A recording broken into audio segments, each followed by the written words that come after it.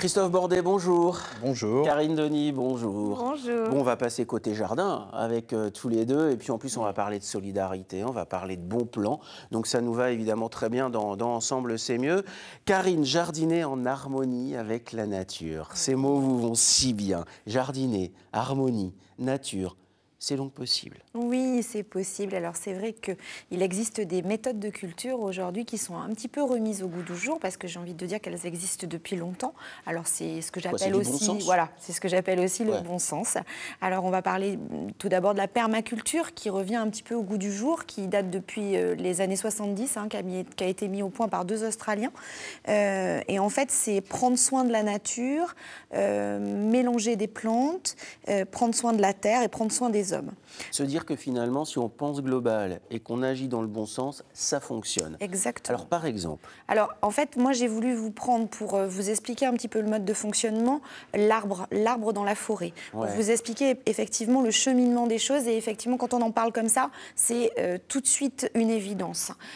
Donc en fait l'arbre un feuillu par exemple, va avoir des feuilles. Quand les feuilles vont tomber, ça va apporter de la nourriture à notre sol, mais ça va aussi couvrir notre sol et donc tapisser et protéger le sol. Éviter une évaporation. L'évaporation, une vie d'insectes. Exactement. Tout à fait. Donc après, on a les fleurs, si on a affaire à effectivement des fruits. Donc si on a des fleurs, on a peut-être des insectes pollinisateurs qui, eux, vont faire leur travail, vont polliniser, on va avoir les fruits. Donc on va peut-être avoir du miel derrière si on a la chance d'avoir des abeilles. Ces fruits vont nous nourrir, mais vont aussi tomber sur le sol, vont nourrir des petits insectes très utiles aussi, comme les hérissons, mais aussi vont pourrir, vont donner aussi de la nourriture. Ou des animaux, parce que ou des petits animaux. Non. Mais ça vous reviendra, parce que Karine, elle voit souvent des hérissons voler, mais c'est dans des soirées très particulières. Pas toujours. Bon, c'est pas grave. Mais on aura aussi de l'ombre dans la forêt, donc effectivement tout ce côté un petit peu d'ambiance, mais on aura aussi le bois pour le chauffage. En fait, l'harmonie, c'est de la complémentarité. C'est de la complémentarité, et c'est tout ce schéma en fait de la nature qui se fait sous nos yeux et mis en évidence sur un jardin en permaculture. Alors quand on parle permaculture, et ça forcément ça parle à Christophe Bordet, évidemment, qui lui fait du maraîchage bio, c'est sans insecticides, sans fongicides. Exactement. Sans agresser le sol, sans agresser la nature aussi, parce qu'on respecte tout et on ne travaille pas énormément le sol. Alors donc l'explication, c'est qu'en permaculture, en fait, on met en place la plupart du temps une butte de terre, en fait, mais qu'on va aménager de façon à ce qu'elle nourrisse, en fait, qu'elle soit en permanence en décomposition, qu'à l'intérieur, on puisse créer de la vie pour que quand on plante nos légumes sur cette butte de permaculture, il y a une richesse dans le sol qui permette de ne pas le travailler. Donc on peut être sur un sol extrêmement pauvre. Donc en fait, le principe, c'est de mettre en place des rondins de bois un petit peu épais qui vont donc amener la décomposition, d'où le parallèle avec l'arbre. Surtout pas les traverses de chemin de fer. Non, bien sûr. Parce que c'est blindé de produits catastrophiques, y compris du glyphosate dont on reparlera. Tout à fait. Des rondins de bois basiques, quoi. Voilà, basiques. Alors assez importants. Donc on les expose, on les met les uns à côté des autres. On peut remplir tous les trous avec des petits feuillages, avec des petites branches, des petits branchages, de la sciure du bois si on en a. Enfin voilà, on complète. Après, on peut amener un terreau de feuilles, on peut amener de l'humus organique, du fumier, tout ça recouvert de terre. Et le plus important, et ça c'est vraiment important et ça rappelle la forêt, c'est le paillis, c'est-à-dire le dessus, c'est-à-dire tout ce qu'on va protéger. Parce que ce qui est important, c'est de protéger la vie qu'on va avoir à l'intérieur de cette terre. Et du coup, en permaculture, quand on met en place, par exemple, c'est un cycle, quand on va mettre en place, par exemple, un oignon blanc qu'on va pouvoir pas tarder à installer, on va l'installer. Une fois qu'il va être prélevé, la plupart du temps, c'est-à-dire quoi, on ne laisse pas... Quand il commence à pointer un peu vert, là, sortir... Non, quand on va le prélever pour le manger, c'est-à-dire quand il va vraiment être prêt à être consommé, on se sert en fait de l'emplacement existant pour mettre en place, par exemple, une salade. Mais il n'a pas tout pris comme nourriture, l'oignon? Non, parce que justement, la butte qu'on va protéger avec ce paillis et avec toute cette décomposition va y avoir à l'intérieur de petits vers, de petits insectes, de toute cette vie microbienne. Ça se renouvelle en permanence, quoi. En fait, elle va durer et elle va être là, elle va être permanente. On n'est pas loin du bio, du maraîchage de Christophe dans les jardins de Cocagne. Oui, tout à fait. Tout à fait, c'est un petit peu le même. Voilà, il y a des passerelles, c'est vrai. Vous utilisez ces méthodes-là? Alors nous, on n'utilise pas ces méthodes-là parce que sur des grandes surfaces, c'est compliqué à mettre en œuvre. Après, sur une culture particulière, on pourrait le mettre en place, mais c'est vrai que pour gérer l'ensemble de la surface, ça serait compliqué. Ouais, mais le paillis, par exemple, ou des choses comme ça c'est des choses qu'on peut faire sur des grandes surfaces ou sur des moyennes surfaces ou plus petites surfaces. C'est un truc basique. Exactement. Et surtout le respect du sol, mais on va parler du bio tout à l'heure, évidemment. Alors, la permaculture, on a bien compris, c'est le cycle de la vie et on respecte le sol qui va nous nourrir ensuite. Alors maintenant, il existe des systèmes. On se dit, OK, très bien, pas de pesticides. Comment je fais? Mais forcément, mes plantes vont être attaquées. Comment je fais? Quelles sont les solutions? Eh bien, les plantes peuvent se compléter entre elles. Ce sont, là aussi, on parle d'harmonie, finalement. Les plantes complémentaires. On commence par quoi? Alors, on va commencer par le thym. Alors, j'ai amené du thym que j'ai prélevé dans mon jardin. Mais c'est vrai que toutes les plantes aromatiques, d'une manière générale, si elles sont aromatiques, et j'espère qu'on en reparlera parce qu'elles sont très importantes dans le jardin, c'est vrai que c'est des plantes. Vous voulez faire une séquence sur les plantes aromatiques? Vous êtes en train de me lancer une perche, là? C'était ça. OK, très bien. On note. Je note. Plantes aromatiques avec Karine. Il y a une diversité qui est tellement impressionnante et en cuisine, on peut tellement s'amuser avec les plantes aromatiques, c'est génial. Donc, les plantes aromatiques, elles sentent très bon. On va pas tricher. Benoît, regarde, je l'ai marqué en vrai. Ça y est, il a noté. J'ai noté plantes aromatiques, Karine. Comme ça, on fera une séquence avec les plantes. Ouais, non, non, mais elle est sérieuse. Après, elle nous en veut, elle se roule par terre, tout ça. Oh là là là là. Alors, le thym. Donc, le thym, comme le basilic, comme la menthe, donc ça sent très bon. Et mais ça sert à quoi? Ça va éloigner aussi nos insectes. OK. Donc, du coup, très importante au jardin, on peut le placer dans tous les carrés potagers. L'ail. Alors l'ail, c'est un répulsif puissant pour tous les insectes. Mais alors... pas que pour les insectes. Pour les hommes aussi. Ou les femmes. Effectivement, alors je vous avais parlé sur les purins, de pouvoir faire des purins d'ail. Donc c'est très intéressant parce que c'est un très bon répulsif pour les insectes en purin. Donc dans ces cas-là, on peut utiliser de l'ail sèche comme j'ai amené là. Mais l'ail qui est aussi un très bon répulsif, c'est l'ail nouveau, c'est-à-dire quand on va mettre de l'ail dans son jardin, qu'on va pouvoir récolter après pour être sèche. Oui, je comprends. Alors, c'est quoi? C'est dans 1 mois et demi à peu près, selon les régions. Alors évidemment, si on habite l'Aquitaine ou le Limousin, c'est pas pareil. Si on habite les Landes ou Ussel, c'est un peu décalé, mais on va bientôt planter nos tomates. C'est trop tôt. De toute façon, c'est trop tôt. Avant les seins de glace, dans certaines régions, c'est trop tôt. Il faut respecter ça aussi. Bon sens ancien.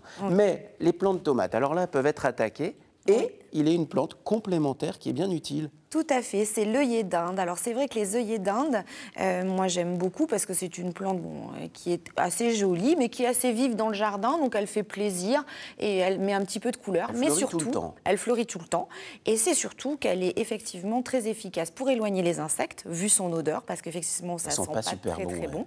Mais par contre, elle nous préviendra aussi, puisque s'il y a des insectes, on les verra sur la plante. Et puis l'avantage avec l'œillet d'Inde, c'est qu'à la fin de la floraison, en fait, toutes les petites graines sont rassemblées et c'est super facile. Soit on laisse semer tout seul, ça pousse l'année prochaine, soit on les récolte et puis après on fait des semis. Ça, c'est super simple, ça amuse les enfants. Alors, souvent, on a des pucerons, mais alors plein le potager. Voilà, alors la plante attrape puceron par excellence, c'est la capucine. Alors c'est vrai qu'elle a double intérêt, la capucine, on l'aime beaucoup, parce que quand elle n'a pas de puceron, on peut manger les fleurs et les feuilles. Et les fleurs en salade, c'est super joli. Un peu poivré. Oui, tout à fait. Et quand la fleur est terminée, en fait, ça fait comme un petit pois chiche, en fait. Et quand c'est pas encore tout à fait sec, on peut faire des capres. Des capres de graines de capucine. Et certains font ça. Moi, j'ai essayé. Ça marche très bien. Il ne faut pas que ce soit sec. Il faut encore que ce soit un peu vert. Et on peut remplacer les capres par les graines de capucine. Très intéressant. Mais c'est utile pour les pucerons. Oui, tout à fait. C'est vrai que la capucine, vraiment, ne la boudez pas. Elle est très intéressante dans nos jardins. Alors, là, dites donc. Ça, c'est du beau chou. Oui, donc je vous ai amené un chou de mon jardin. Alors, et du céleri. Alors là, on a un céleri rave. Alors c'est vrai que les céleris raves, là, on est en train de finir au jardin de les prélever. Alors on voit que effectivement, ils ont juste un petit peu de feuillage parce qu'il était en sol. Alors ça commence pas, le feuillage est terminé, parce que là, on est en fin de culture pour le céleri rave dans le jardin. Donc là, voilà. Alors quel est l'intérêt de mettre un chou, un céleri rave, un chou, un céleri rave? Alors céleri rave ou céleri branche. Mais c'est vrai que l'intérêt, c'est que c'est un très bon répulsif pour la pierrite du chou. Alors il se moque. Il est vigoureux. Non mais il fait très chaud sur le plateau, c'est pour ça. C'est ça. Allez-y. Donc du coup, le céleri va repousser en fait la pyrite du chou, qui est ce papillon qui va amener les chenilles qui vont manger le chou. Et effectivement, il faut mieux essayer de prévenir. Alors on peut les enlever mécaniquement, mais c'est vrai que le céleri va bien les éloigner. Alors on met un chou, céleri rave ou céleri branche en fonction de nos préférences. Alors si vous n'aimez pas le céleri branche, ce que vous pouvez faire aussi, c'est vous permettre de mettre un petit céleri vivace, c'est très sympa.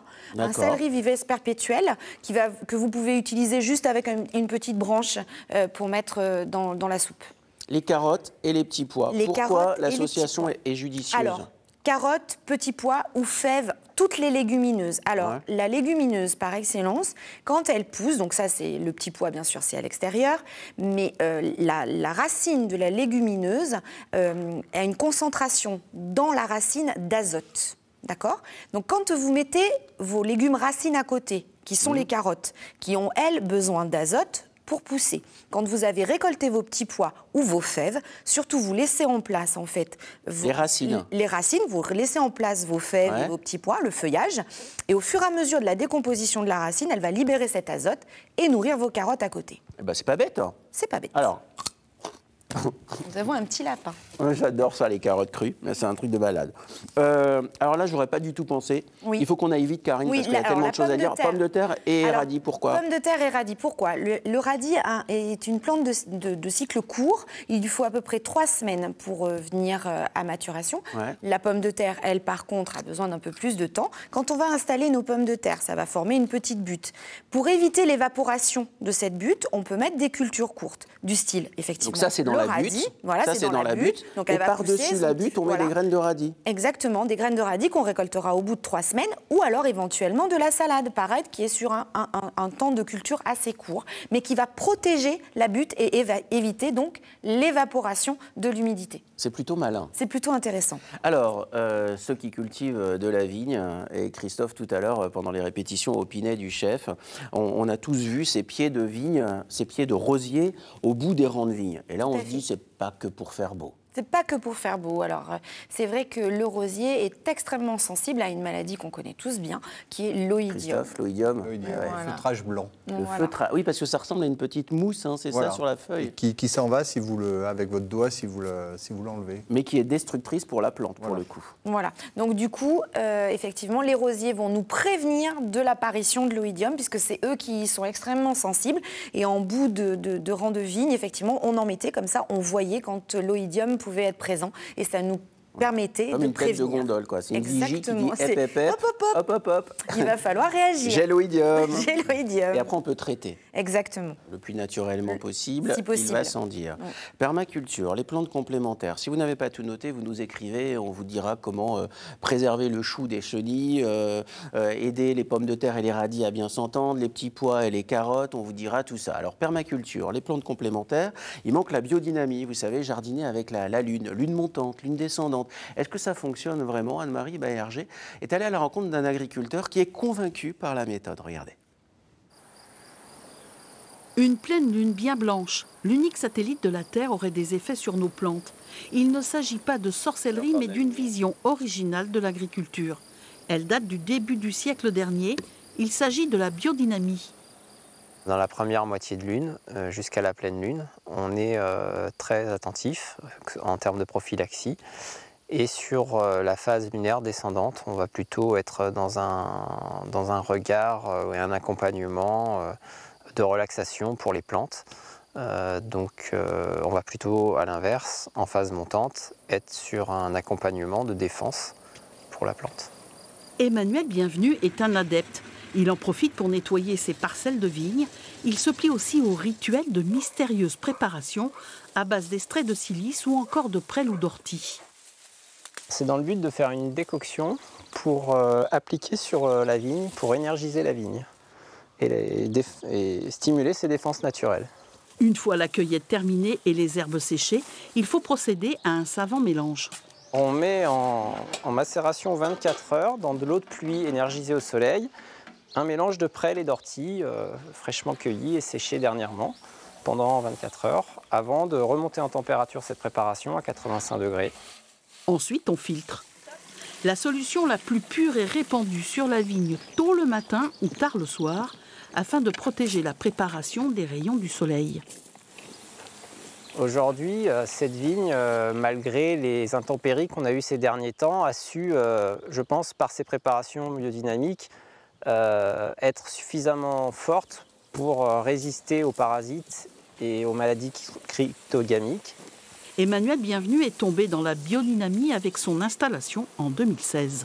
C'est parti d'une conviction personnelle qu'on pouvait produire d'une façon plus respectueuse de l'environnement, tout en faisant cela dans un schéma d'autonomie et en garantissant un bien-être à la plante par